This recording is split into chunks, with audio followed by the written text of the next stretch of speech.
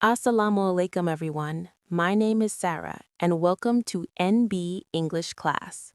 Today, we are going to learn the powerful and emotional story of Prophet Ibrahim, peace be upon him, the man of unshakable faith, the friend of Allah.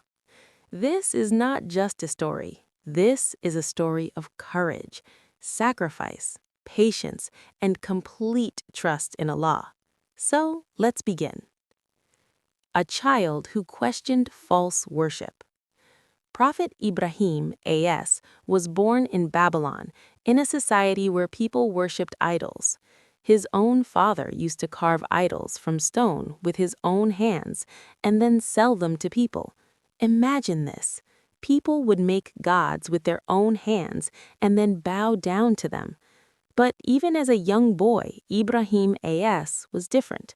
He used his mind. He used his heart. He asked questions. He would say to his people, "What do you worship?" They would reply, "We worship these idols. Our forefathers did the same." Ibrahim A.S. asked them something very powerful. "When you call these idols, do they hear you? Can they help you? Can they harm you?"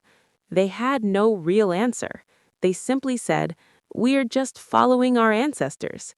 But Ibrahim A.S. was not someone who blindly followed traditions. Allah had guided him at a young age. He never bowed to an idol, not even once. A son advising his father. Ibrahim A.S. loved his father. He did not shout at him. He did not insult him. He spoke gently. He said, "O my father, I have knowledge that you do not have. Follow me, and I will guide you to the straight path. Do not worship Shaitan. I fear that Allah's punishment may come upon you." But his father became angry. He said, "If you do not stop, I will stone you. Leave me." Imagine the pain of hearing this from your own father.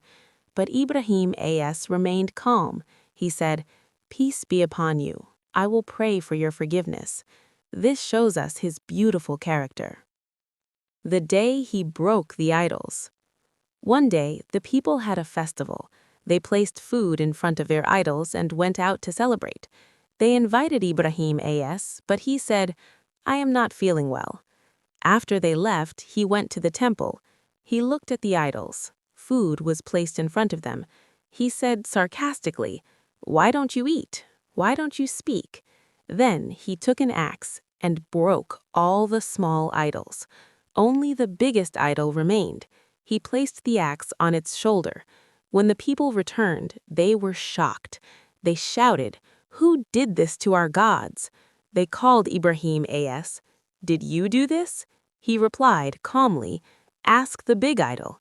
They said, "You know they cannot speak." Then Ibrahim A.S. said the powerful words, "Then why do you worship what cannot speak, cannot help, and cannot harm you?" For a moment, they were silent. They knew he was right, but instead of accepting the truth, they became angry. Thrown into the fire. They decided to punish him. They collected wood for days. They built a massive fire. The flames were so huge that no one could go near it. They tied Ibrahim A.S. with ropes, and as they threw him into the fire, he said, "Allah is sufficient for me, and He is the best disposer of affairs." At that moment, Allah commanded, "O fire, be cool and safe for Ibrahim." And the fire became cool. It did not burn his body. It did not burn his clothes. It only burned the ropes. The people were shocked. They saw him sitting peacefully inside the fire, but still, most of them refused to believe. The debate with King Nimrod.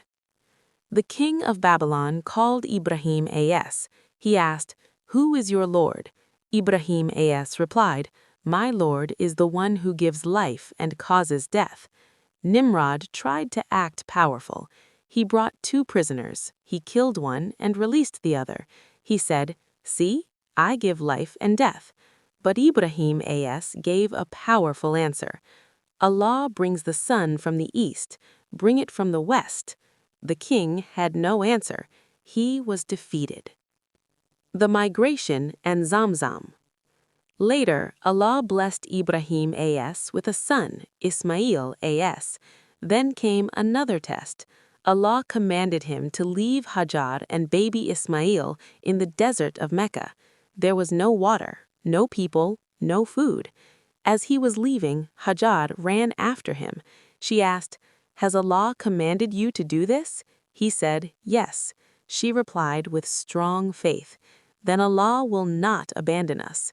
Soon the water finished. Baby Ismail cried from thirst. Hajar ran between the hills of Safa and Marwa 7 times searching for help. Then Allah sent angel Jibril. Water burst from the ground near Ismail's feet. This was Zamzam. Even today, millions drink from it. The greatest test, sacrifice. When Ismail a.s. grew older, Ibrahim a.s. saw a dream. In the dream, he was sacrificing his son, and the dreams of prophets are true. Imagine the pain of this test. He told his son. Ismail a.s. replied with courage, "O my father, do what Allah has commanded. You will find me patient." Both father and son submitted to Allah. Ibrahim a.s. placed his son down. He closed his eyes. He moved the knife. But Allah replaced Ismail with a ram. It was a test, and Ibrahim a.s. passed. This is why we celebrate Eid al-Adha. Building the Kaaba. Later, Ibrahim and Ismail built the Kaaba together. As they built it, they prayed, "Our Rabb, accept this from us." Allah commanded him to call people for Hajj. He called out from the mountain, and Allah made his voice reach people across generations. Even today, millions answer that call. His legacy. Prophet Ibrahim a.s. lived for 175 years. His life was full of tests, but in every test, he chose Allah. Because of his loyalty and love, Allah gave him the title Khalilullah, the friend of Allah.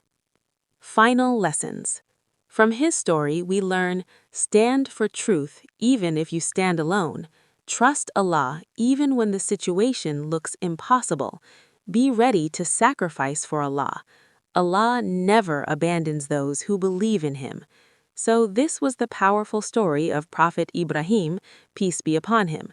If you want to learn English with more Islamic stories, please subscribe to NB English Class.